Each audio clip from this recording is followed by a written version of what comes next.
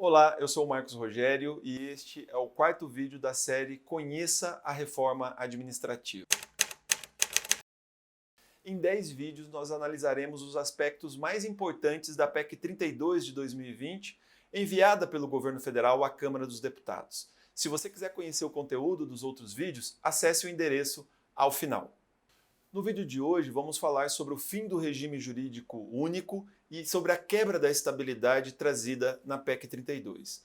É importante dizer que em 1998 o governo FHC também tentou quebrar o regime jurídico único e permitir a contratação pela CLT, mas isso acabou sendo derrotado no Supremo Tribunal Federal. O que a PEC 32 propõe é algo absolutamente diferente disso.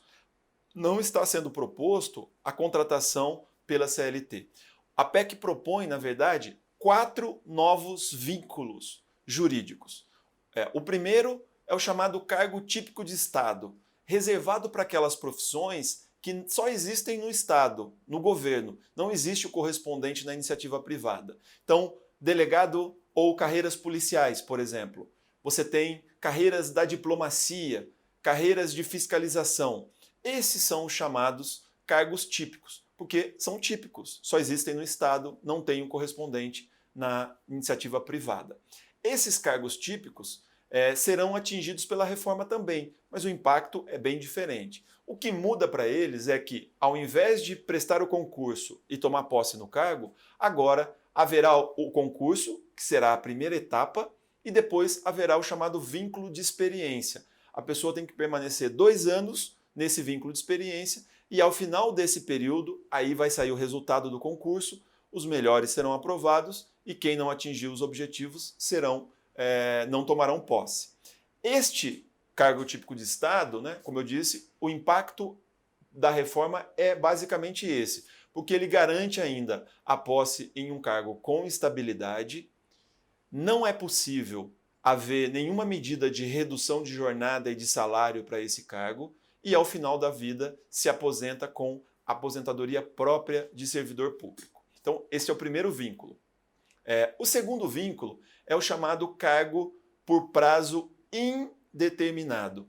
Ou seja, você presta o concurso, tem que se submeter também ao vínculo de experiência, mas no caso desse cargo, esse vínculo de experiência é de apenas 1 ano. Depois desse 1 ano, quem for aprovado, aí sim toma posse num cargo, mas a posse não garante a estabilidade. Este cargo não tem mais estabilidade. Então a pessoa toma posse num cargo sem estabilidade e, ao final da sua vida, ele poderá não se aposentar mais como aposentadoria própria de servidor, porque o artigo 9 da PEC permite que o governo aprove uma lei e preveja que a aposentadoria será pelo INSS.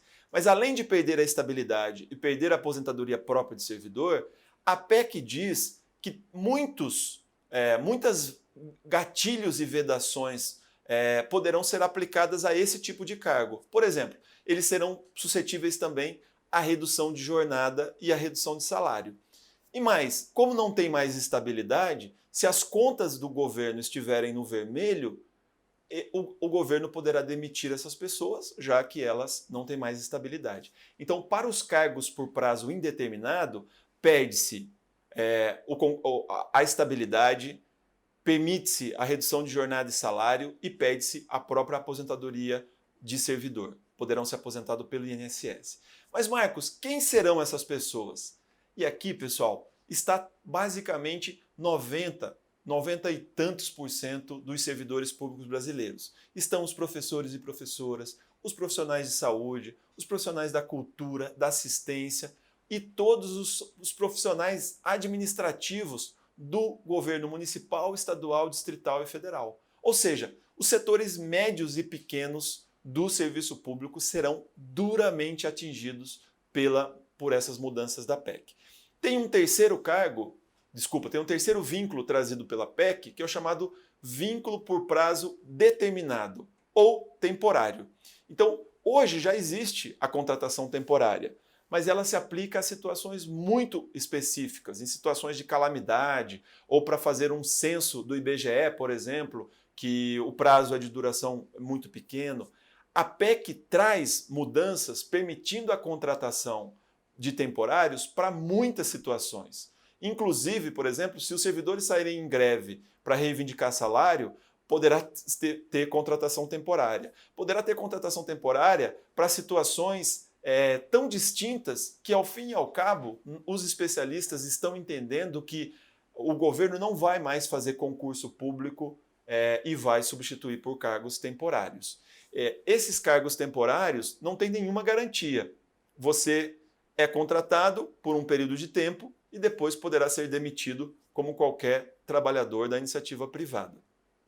O contrato por prazo determinado, né, o contrato temporário, ele é um dos contratos de maior precarização do serviço público. O quarto modelo de vínculo é o cargo de direção e assessoramento. Ah, Marcos, mas hoje já existem as funções comissionadas e os cargos comissionados. É verdade, mas as funções comissionadas, elas são reservadas aos atuais servidores públicos e servem para que esses servidores subam na hierarquia ali do órgão e possa fazer a gestão, a administração desses órgãos. Com a transformação trazida pela PEC 32, a função comissionada desaparece e o cargo comissionado passa a ser a lógica. Então o governo pode trazer pessoas que te apoiou na campanha, pode trazer pessoas de fora da administração pública para fazer a gestão do serviço público daquela entidade, daquele órgão.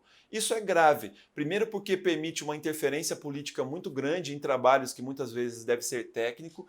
E segundo, porque se esse servidor não fizer exatamente aquilo que manda o governo, mesmo que não seja o correto, o governo poderá mandar ele embora a qualquer tempo. Então, esses 4 modelos de vínculo, né?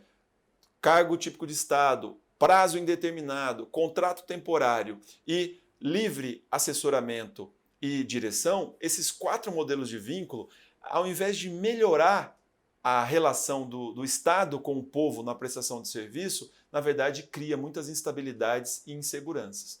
Mas eu quero chamar a atenção importante. Desses 4 modelos de vínculos, só um vai ter estabilidade, que são chamados cargos típicos de Estado. Todos os demais não terão estabilidade. E minha gente, alguns podem até pensar que a estabilidade é um privilégio do servidor, já que a iniciativa privada não tem. A iniciativa privada não tem estabilidade e a lei criou o FGTS, né, o Fundo de Garantia, como uma forma de recompensar.